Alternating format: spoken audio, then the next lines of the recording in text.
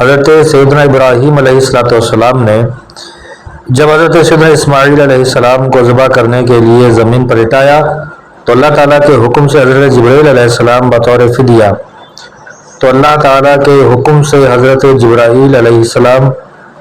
فدیہ جنت سے ایک مینڈھا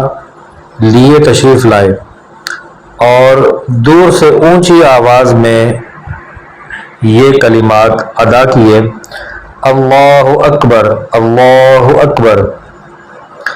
جب حضرت ابراہیم علیہ السلام نے یہ آواز سنی تو اپنا سر آسمان کی طرف اٹھایا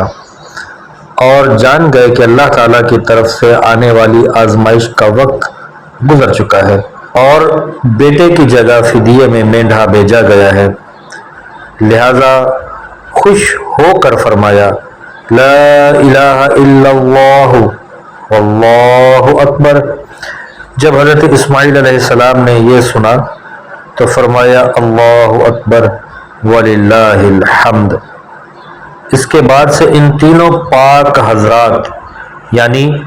حضرت جبرائیل علیہ السلام، حضرت سیدنا ابراہیم علیہ السلام اور حضرت سیدنا اسماعیل علیہ السلام کہ ان مبارک الفاظ کی ادائیگی کی یہ سنت قیامت تک کے لیے جاری و ساری ہو گئی۔ ان مبارک کلمات کو تکبیر تشریق کہتے ہیں اور یہ 9 ذوالحجۃ الحرام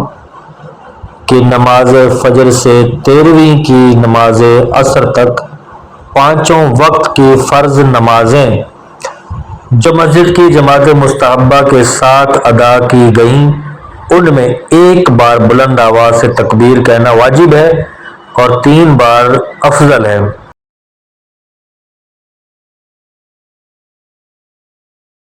تکبیر تشریق سلام پھیرنے کے بعد فوراً کہنا یہ واجب ہے۔